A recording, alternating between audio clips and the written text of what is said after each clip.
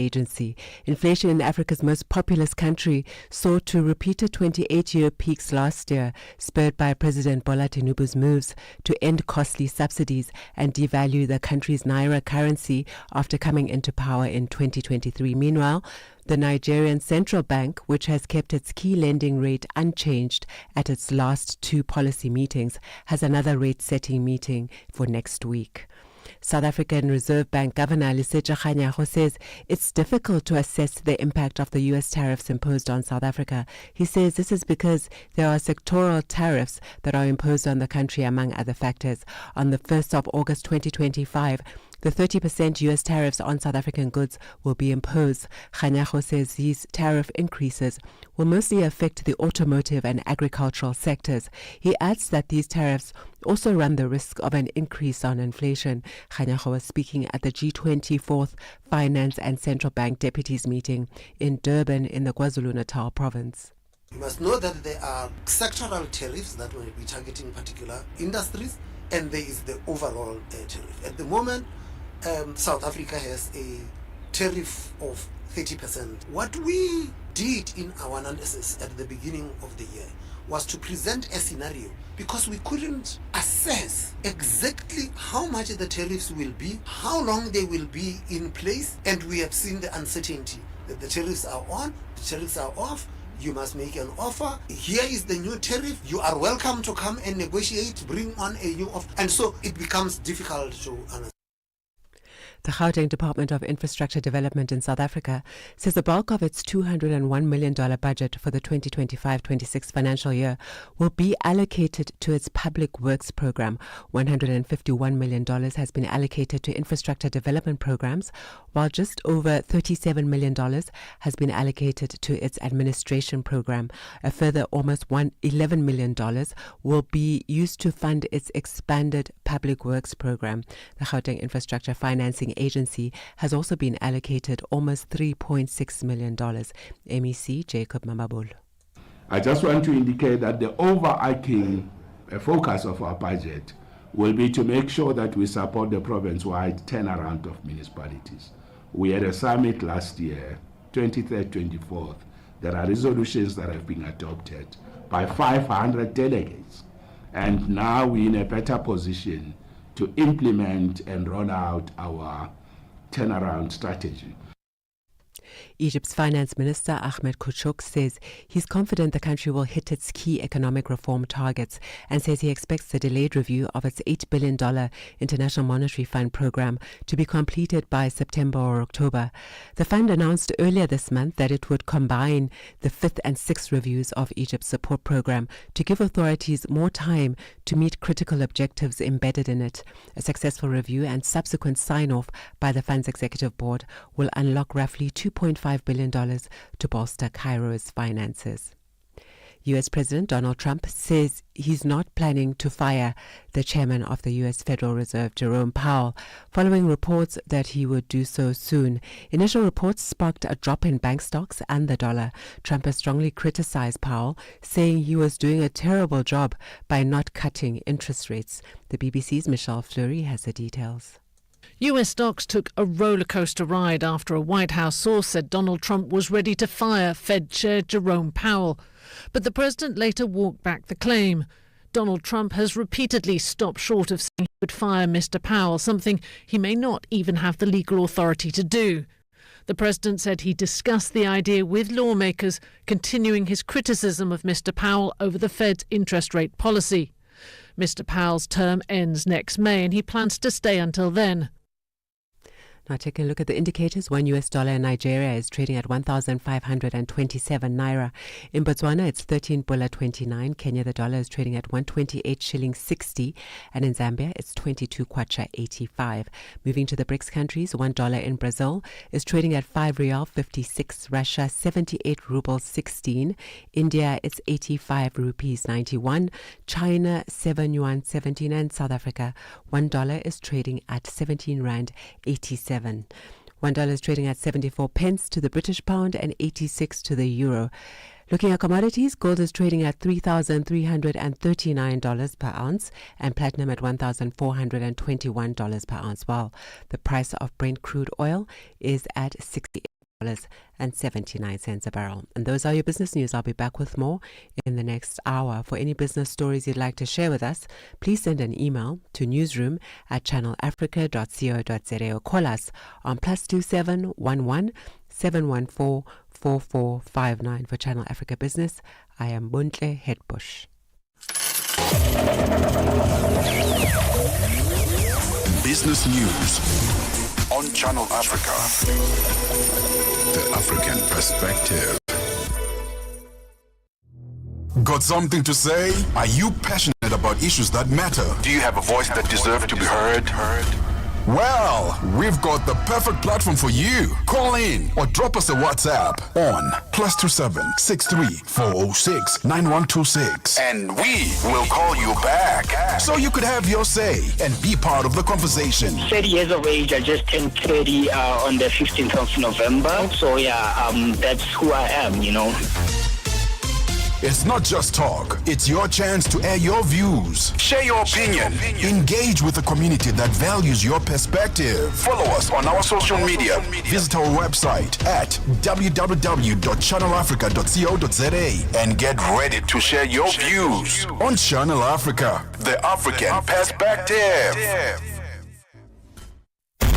From Cape to Cairo, Dakar to Dar es Salaam, rise and shine with Peter Ndoro and Asanda Beda on Channel Africa. Mozambique has reported a spike in Mpox virus cases in the past few days.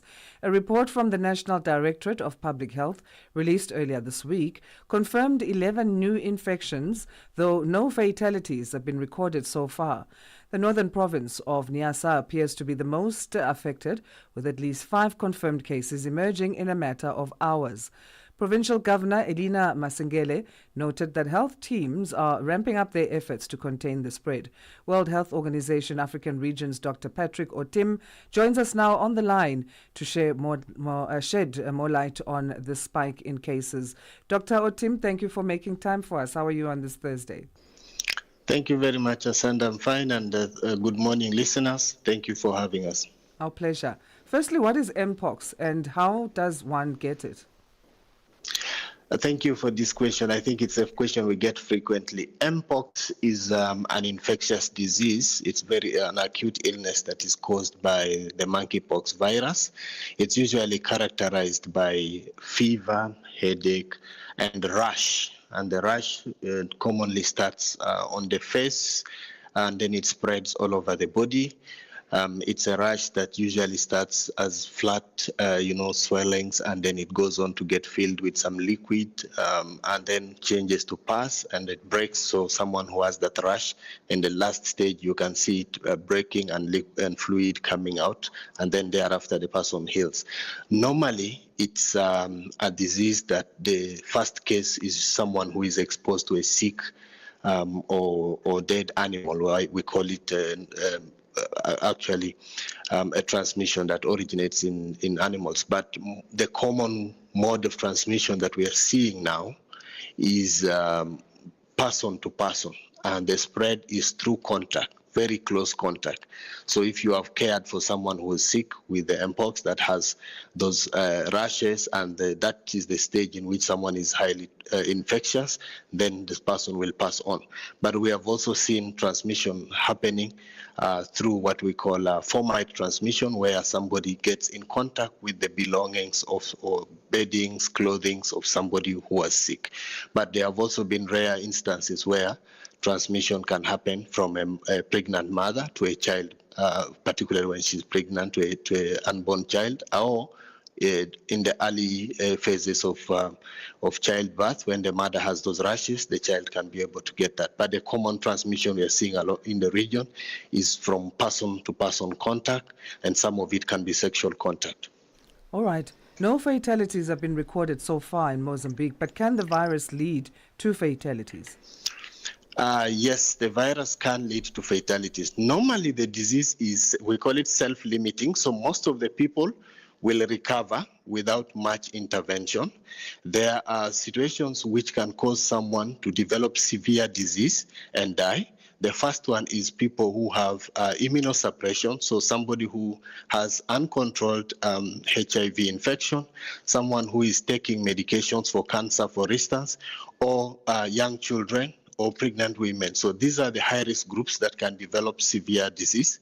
We have seen across the region that we've been seeing an increased number of deaths among people with HIV who are not on treatment or who have not had control of their infection. So what we do recommend is that when somebody gets this rash, that they usually go to a hospital early, because the supportive treatment that is provided can be able to help to reduce the chances of death. Mozambique's health ministry said the cases were imported from Malawi according to what they were suspecting. Has this been confirmed, and does this mean now Malawi needs to implement their own safety measures? So in terms of the proximity, so Niassa province is bordered from the Malawian side by 3 districts. So you have Kitoma, where the index case travel, you have Machinga. So we have been following up with the colleagues in Malawi, and usually for you to be able to determine that there is a cross-border transmission, you need to investigate in detail.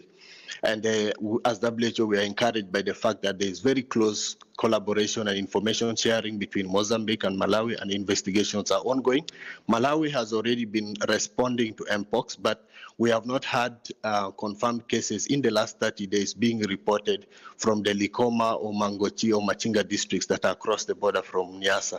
But in the last 72 hours since this report came in, there have been intense investigation, surveillance activities in Likoma Island and the surrounding districts to try to establish if there is any missed chain of transmission in those areas. And we will be working very closely with both Malawi and Mozambique to establish the facts around this new cluster of cases and support them to be able to interrupt the transmission quite quickly. All right. How are health authorities in Mozambique handling this outbreak? Is there capacity?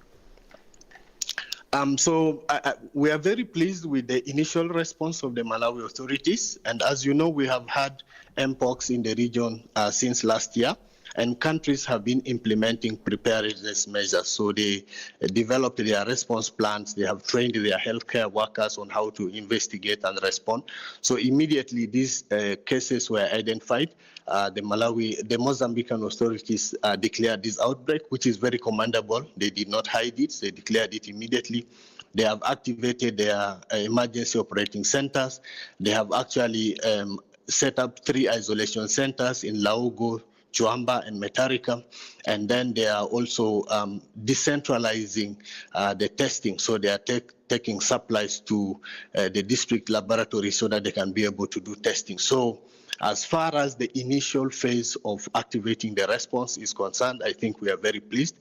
As WHO, we are then working to support them to deploy more rapid response teams to the affected districts so that they can do detailed investigation, identify contacts, and follow them. But also ensure that the cases that are currently isolated, that they get the adequate support, medical support that they need to be able to pull through the infection. The World Health Organization, then, Doctor, what kind of support is it bringing into the Mozambique and Malawi? Thank you. So we have a package of interventions that we work with member states to implement. I think the first is to support them to activate proper coordination, to bring all the resources that will be required in terms of the human resources, the logistics, and the finances for the operations to be implemented. The second one is supporting them on surveillance, ensuring that we have all the tools that is required for both cross-border surveillance but also active surveillance in the communities where cases have been reported.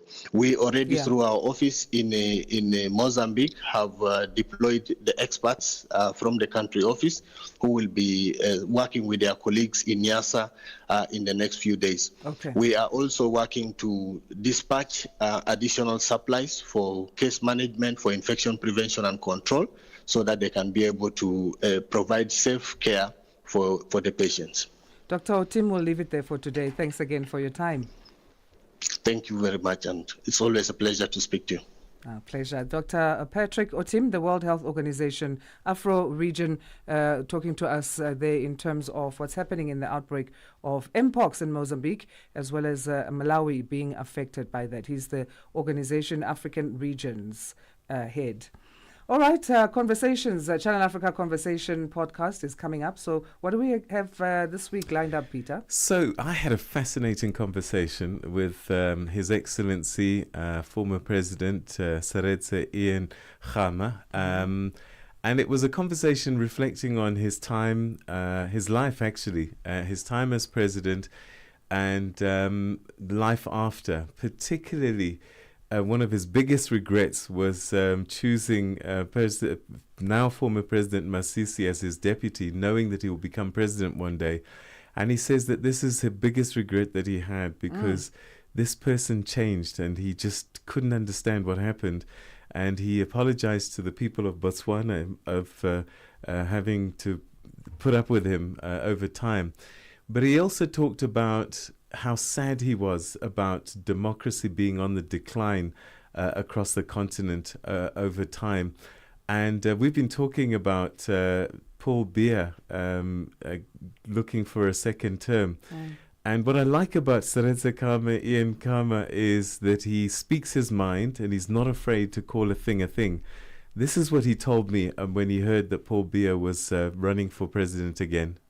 People of Africa are going to be held back by this cabal of leaders who think that they should be there forever. And, you know, recently I heard that the president of Cameroon, who's in his 90s, wants to stand for an 8th term. How ridiculous is that? And what a laughingstock it makes us in front of the world community. It's just pathetic. Right, make sure you catch Channel Africa Conversations. But right now, after Rise and Shine, we have On the Move with Benjamin Mushatama and Palesa Dau. Palesa joining us now to tell us what to expect on that front. Hello. Good morning. How are you guys? Good, thanks. How are you? Fabulous. Doing good, thank you. Well, today on the Move, in the first hour of the show, we speak about the experiences of teachers, leaders, and caregivers in our schools. I mean, a lot of the time we hear in the news things about bullying, children-on-children violence, but sometimes teachers also face violence from the pupils, and so do the leaders and caregivers, and they can't really deal with it effectively because there are laws in place and such, and teachers are often left quite frustrated. We're going to be taking a look at a study that speaks about the challenging behavior from learners towards teachers, caregivers, and leaders in the schooling system. Julie Shanton Ruby Nunan, who's a senior lecturer in the Department of Early Childhood Development at the University of South Africa, speaks to this. They interviewed 21 participants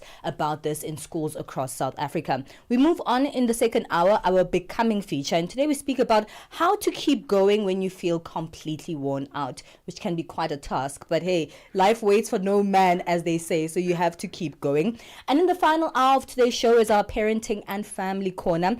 Over there we speak about supporting children who are highly talented and some of the experiences that parents have to go through when they have to support, whether it's in art, in sports, and they have to run around, and you know, if your child is excelling at something, how to actually unlock their potential and support them. They probably get it from one of the parents, so one of them at least should be able to handle it. But usually, even if they get it from one of their parents, the parents themselves never got that kind of support, so maybe they don't even know how. Looking forward to that, Palesa.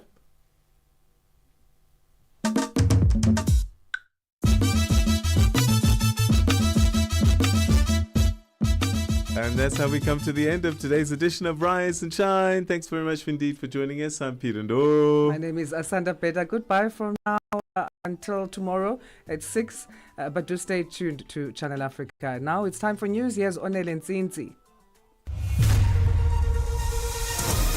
SABC News. The African Perspective. Thank you, Asanda. Looking at your top stories, Cameroon President Paul Biya reshuffles the country's military leadership, and international aid funding for health projects expected to fall to the lowest level. The latest news. Greetings to our listeners. Cameroon President Paul Biya has reshuffled the country's military leadership. This is just days after announcing that he will run for an unprecedented 8th term. At 92, Biya is the world's oldest head of state and has ruled since 1982. The shake-up affects nearly all branches of the armed forces and includes the promotion of several key generals. Analysts say the move could be aimed at consolidating power and securing loyalty from the military ahead of the October 12 presidential election. Kikinaka reports. He is the one who appoints all of the ministers, and the ministers the majority of them belong to his party. So they obviously support him. But the political class has been raising eyebrows. He was complaining that why is this appointment coming now if it is not to consolidate Biya's grip on power? Some ministers who resigned to questioning the timeliness of the appointment. So it is something that when you look at it from the level of the party in power, the ministers that Biya has appointed, it will also consolidate their grip. Cameroonians have just allowed their faith to say anything that happens, they should be able to live in peace because generally they think that the president does not want to leave power. They think that he wants to die in power. South Africa's President Cyril Ramaphosa says government is implementing the recommendations of the Judicial Commission of Inquiry into state capture.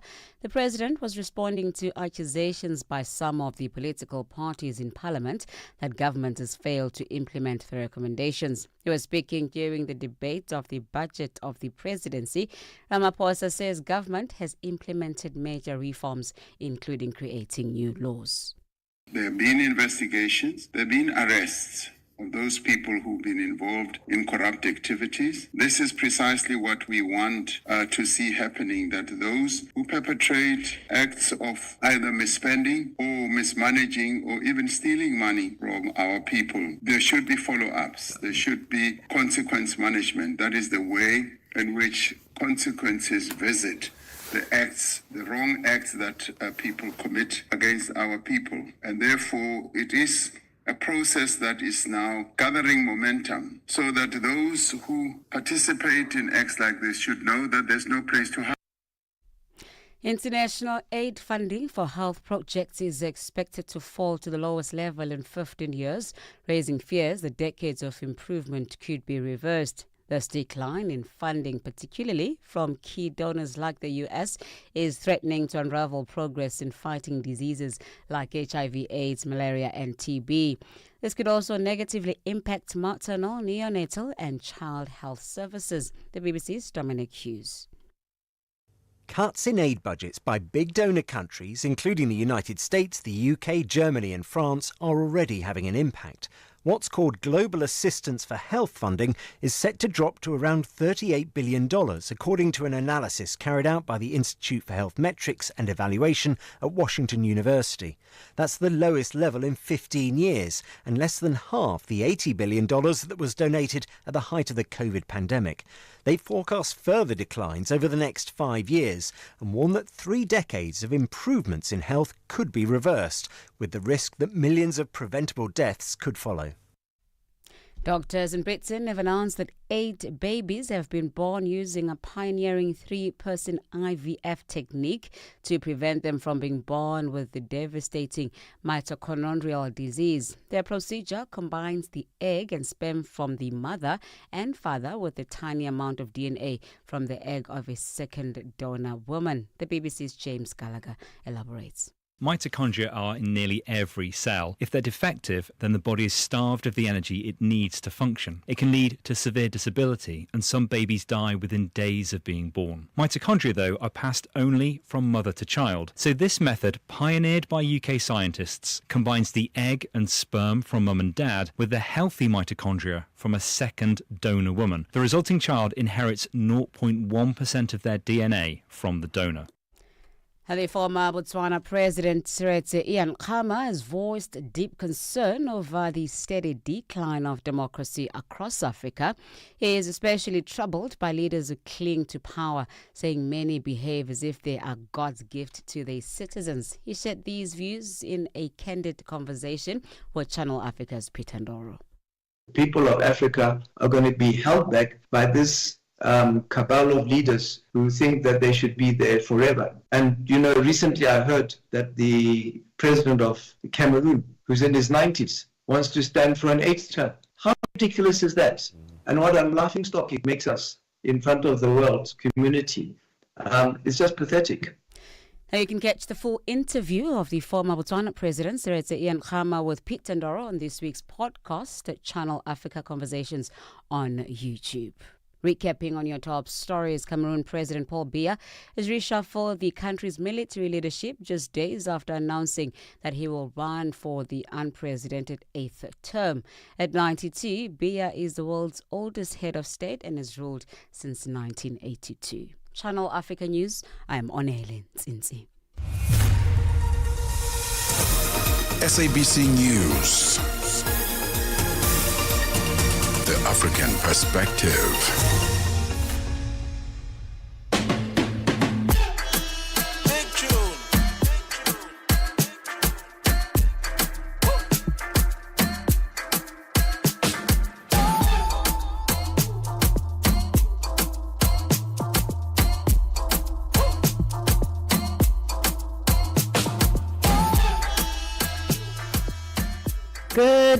Good morning everybody. Good morning wherever you are on the African continent, in the diaspora and the world over. And thank you so much for being a part of this incredible African family. That's all about the perspective of Africans for Africans by Africans. It's 9:06 Central Africa time. And you've just tuned in to On the Move with myself, Palesa Tau, and Benjamin Moshatama. We'll be with you for the next 3 hours, giving you news, views and entertainment from the African perspective. But first, I would like to say thank you to the morning team, Peter Ndoro and Asanda Beda, who held us down with the latest news and views of the African continent on Africa Rise and Shine. There are a lot of conversations that we're having this morning, so come through, tap in and connect on www.channelafrica.co.za, on the SABC Plus app, as well as on our audio bouquets at DSTV 802 and OpenView HD channel 628.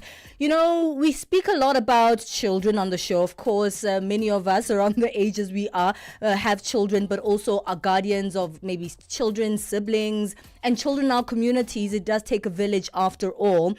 And throughout the various experiences that we speak about, school has to be one of the most important because, yeah, whether we like it or not, our children spend a vast majority of the time in schools. And when they're there, it is the parents, it is the teachers, it is the caregivers, it is the leaders that take on the role of parenting, and not just to teach, but to keep those children safe, secure, and growing and healthy as well. So it takes a lot to actually give out this responsibility to those who care for our children for the majority of the year, which is in the school systems. However, teachers frequently face aggression and intimidation from learners, which also undermines their ability to teach effectively. We're going into that conversation in today's first hour of the show. Some of the challenges that teachers, leaders and caregivers get in the school system from children who challenge them and sometimes who give violent aggression towards them,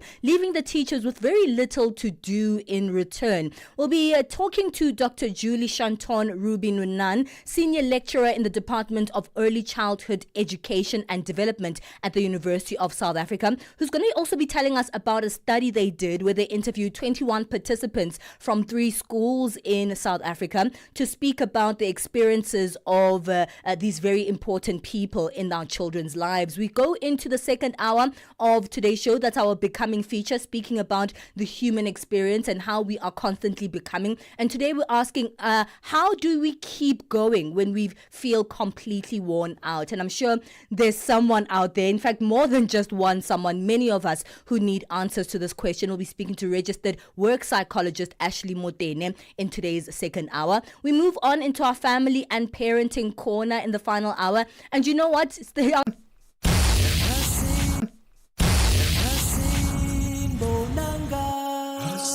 This Mandela Month, Channel Africa invites you to walk in the footsteps of a giant. From the prison yard of Robben Island to the halls of the United Nations, Nelson Mandela's legacy reminds us that service, compassion, and justice are the building blocks of real freedom. En cette journée Mandela, que nos actions fassent écho à son héritage. Alionyesha dunia ya kwamba sauti moja yaweza kuhamasisha mataifa. Mandela ensinou-nos que a liberdade não é dada, mas sim conquistada através da coragem e sacrifício. Join us as we reflect, remember, and reignite the spirit of Madiba across the continent. This is more than a day. It's a call to action. Channel Africa, the African perspective. Are you fluent in French, Chinyanja, Portuguese, and Kiswahili? Are you passionate about radio? And are you looking to work in South Africa? Do you have papers that qualify you to work in South Africa? In that case, we might have an opportunity for you to work for Channel Africa. Send us your CV and demo at newsroom@channelafrica.co.za. Remember, if you don't hear from us within 14 days, it means you have not made it or you have not been selected. Channel Africa, the African perspective. Benjamin Mushatama and Palisatawo on the move. You know that children typically spend around 6 to 7 hours a day in school, and that comes up to around 805 hours per year, and that is quite a lot of time. In fact, as parents and caregivers, it's important for us to notice the fact that our children actually spend maybe much more time in school than they even do with us, because